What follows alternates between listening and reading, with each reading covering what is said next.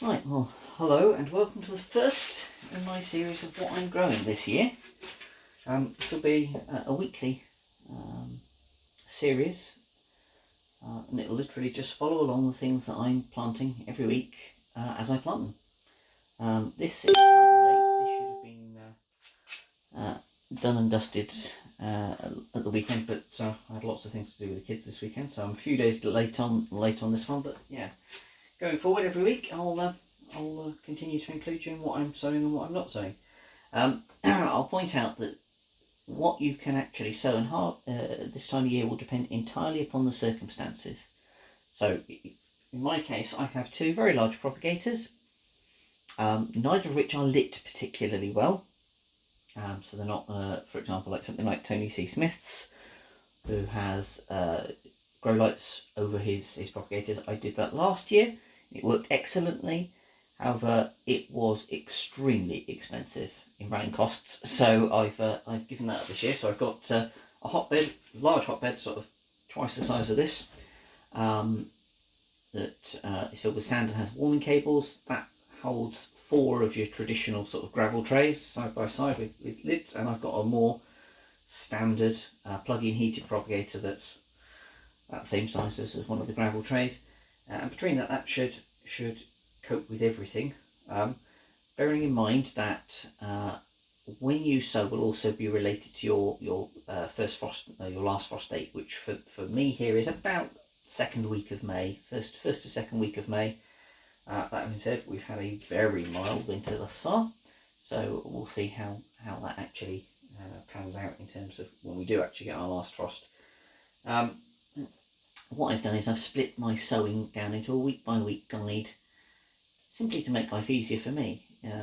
It'll mean that I'm planting 3 or 4 different types of seed once a week, and it's all set up on a Google Calendar, which is all set to repeat annually, so I can adjust things as I go, make minor tweaks, and it's something I can refer to year after year.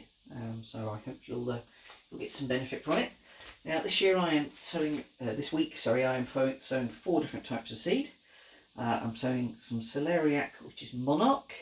I have last week already planted some giant Prague, but monarch this week. We go through a lot of celeriac. We love it as celeriac mash. We eat loads of it.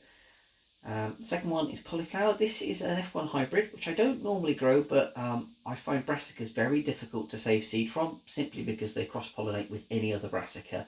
So unless you've got unless you're growing one specific species and have some kind of ability to block pollen blowing, you'll always end up with crossbreed. So hybrids I don't generally grow, but brassicas is the exception. This one is an F1 hybrid called Graffiti, which is a purple-headed cauliflower, just for a bit of fun and games. Normally I grow all the year round, and I will plant some of those later in the year. You'll see me sow those, but I thought that would be fun to try. We have some cabbage, Dukey F1, again, another brassica, another F1. This is a hearting cabbage, one of my favourites actually, Dukey. And then when we went to the Bristol seed swap last week, you'll see Erica from Erica's Little Welsh Garden went with me. I picked up some kohlrabi. This one's called Green Delicacy, and it is a summer cropping kohlrabi. This will be as much of a trial for you as for me. I've never grown kohlrabi before. Every other brassica known to man, but not kohlrabi. I sow all of my seeds in a very similar way. Very small pots to start with, and I prick them out, or I pot them on very, very quickly. Partly the reason for that is that because I don't have my propagators aren't lit very well, just ambient room lighting. If you're not careful, especially with brassicas, they will become incredibly leggy in the space of 3 or 4 days. So as soon as they clear the surface, or the majority clear the surface, get them off the heat, get them into a sunny windowsill to stop them going leggy. So yeah, they get pricked out pretty quickly. Compost. You can spend absolute fortunes on the most expensive compost known to man.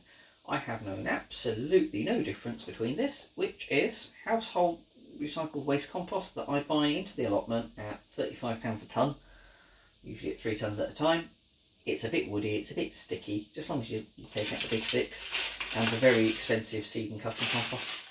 I've never noticed any difference. Maybe that's just me, maybe I'm just used to it, but that's the rule of thumb. Now, there will be two slightly different approaches here. So, this one, just fill it with soil, give it a slight tamp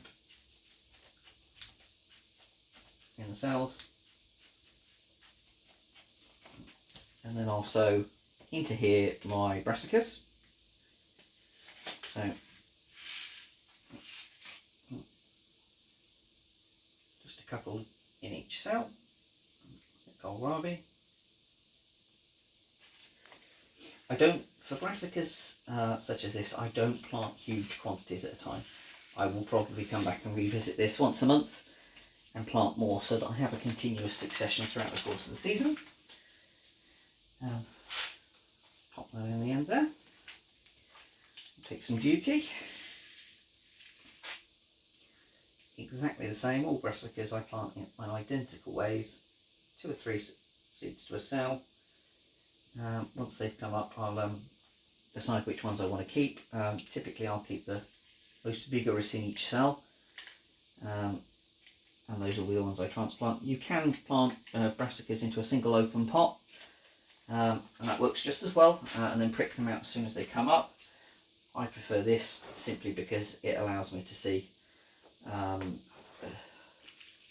more easily which ones are hybrids, and rather than pricking them out on day one, I can leave them in here for a week or two on the windowsill before I pop them up onto larger pots. Light sprinkling of soil on top, and compost on top. That's it. I'll just give them a water and put them in the propagators. This will be slightly different between the two that we plant into here. So this will be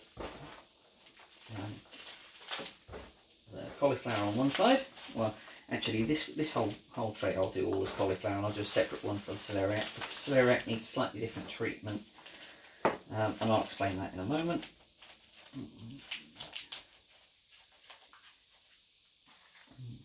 Okay. We do eat a lot of cauliflower, so I'm not too concerned about over sowing, although I may not have the choice because that packet from King's only had about half a dozen seeds in it.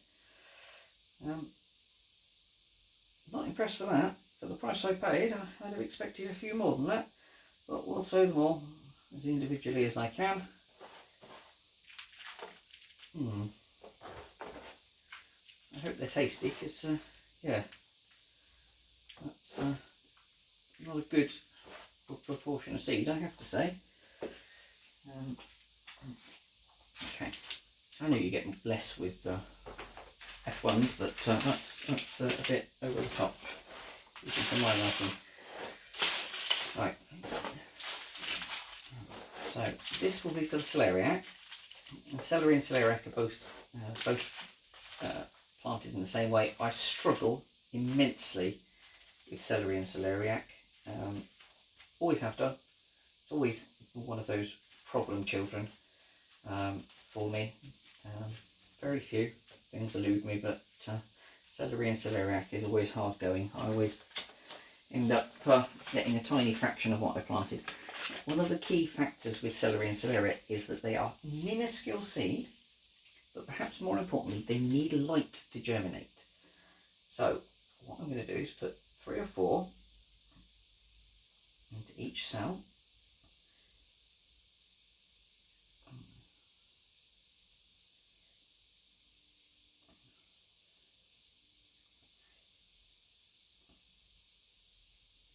Right, I'm not going to cover those because they need light. All I'm going to do is get them wet, pop them in the propagator in the kitchen underneath the ambient light. I will leave the kitchen under counter work lights on 24/7 to try and hope to get these to germinate, and as soon as they first start to come up, I'll get them onto a windowsill immediately.